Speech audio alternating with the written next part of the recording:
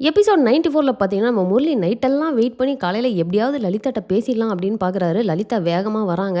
"ஒழுங்கா போயிடு, இல்லன்னா ஸ்டாக்கிங் அப்படின்னு சொல்லிட்டு நான் நேரா போயிட்டு போலீஸ் கம்ப்ளைண்ட் குடுத்துருவேன். ஒரிஜினல் போலீஸ் கூட நீ இல்லல்ல" அப்படின்ற மாரி பயங்கர கோவமா பேசிட்டு, ஸ்வேதா கிட்ட போயிட்டு "இட்ஸ் ஆல் ஓவர். எனக்கும் முரளிக்கும் நடுவுல ஒண்ணுமே கிடையாது" அப்படின்ற மாரி பேசிட்டு அவங்க கிளம்பிடுறாங்க.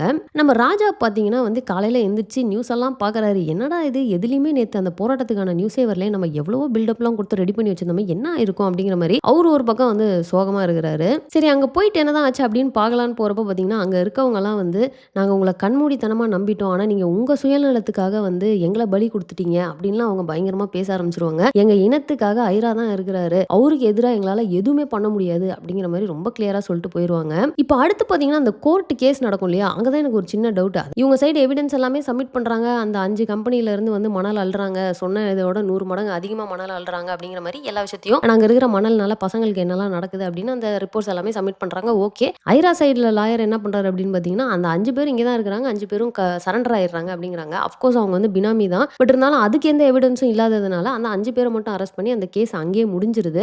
அதோட சேர்த்து பார்த்தீங்கன்னா, அந்த இடத்துக்கு வந்து சீல் வைக்கணும் அப்படிங்கிற மாரி ஒரு விஷயத்த சொல்லிடுறாங்க. ஸோ அந்த இடத்துக்கு சீல் வைக்கிறாங்க அப்படின்னாலே வந்து நம்ம ஐரா ஆல்ரெடி கிம்மோட அந்த மண்ண அள்ளி பெரிய பிசினஸ் டீல்லாம் பேசியிருக்காரு. ஸோ அந்த இடத்துக்கு சீல் வச்சாலே இது பெரிய ஆப்பாச்சே அவருக்கு. ஆனா அதெல்லாம் இல்லாம நம்ம ஐராவோட வக்கீல் பார்த்தீங்கன்னா, வெளிய வந்து நம்ம தான் இந்த கோர்ட் வாசல்ல, போலீஸ் வாசல்லலாம் வந்து எப்பவுமே ஃபைனலா பஞ்ச் டயலாக் பேசிட்டு போவாங்கல்ல. அதே மாரி வந்து நம்ம லலிதா கிட்ட வந்து பஞ்ச் டயலாக்லாம் பேசிட்டு ரொம்ப போர் அடிக்குது. நீயும் கேஸ் எடுக்கிற, தோத்து தோத்து போற அப்படிங்கிற மாரிலாம் பேசிட்டு போயிருவாரு.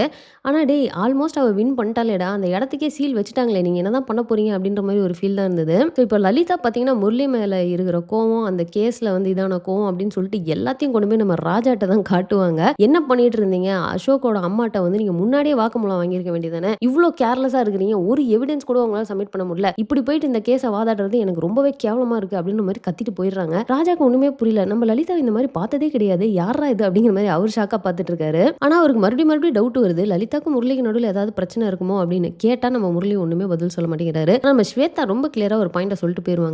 இதுக்கு தான் ஒரே இடத்துல வேலை செய்றவங்க 2 பேரும் லவ் பண்ணக்கூடாதுங்க அப்படிங்கிறது. வேலை டென்ஷன கொண்டு போய் லவ்ல காட்டுறது, லவ் டென்ஷன கொண்டாந்து வேலையில காட்டுறது அப்பா அப்படின்ற மாரி ஒரே பாயிண்ட்ல சொல்லிட்டு போயிருவாங்க.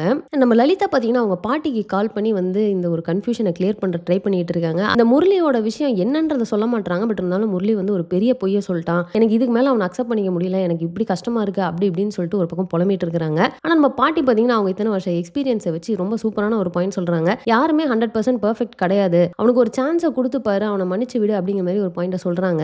எனக்கு என்னன்னா அவங்க மன்னிக்கிறாங்க, மன்னிக்கலன்றதெல்லாம் நெக்ஸ்ட். அட்லீஸ்ட் அவர் சைடு ப்ராப்பரா ஒரு எக்ஸ்பிளனேஷனையாவது அவங்க உட்கார்ந்து பேச விட்டு இவங்க கேட்கலாமே அப்படின்னு தான் தோணுது. பட் இப்ப செம்ம கோவத்துல இருக்கிறாங்க. பாப்போம் அத வந்து போக போக பண்றாங்களா அப்படின்றத. ஸோ இந்த எபிசோட்ல நடந்த எல்லாத்தையுமே நம்ம ரிவ்யூ பண்ணிட்டோம். ஸோ நெக்ஸ்ட் எபிசோட் 95 ஓட வீடியோ வரும். மிஸ் பண்ணாம பாத்துருங்க. இந்த வீடியோ உங்களுக்கு பிடிச்சிருந்தா லைக் பண்ணுங்க. உங்க ஃப்ரெண்ட்ஸ் எல்லாத்தையுமே ஷேர் பண்ணுங்க. மறக்காம சேனலை சப்ஸ்கிரைப் பண்ணி என்ன சப்போர்ட் பண்ணுங்க. தேங்க்ஸ் ஃபார் வாட்சிங். Bye by.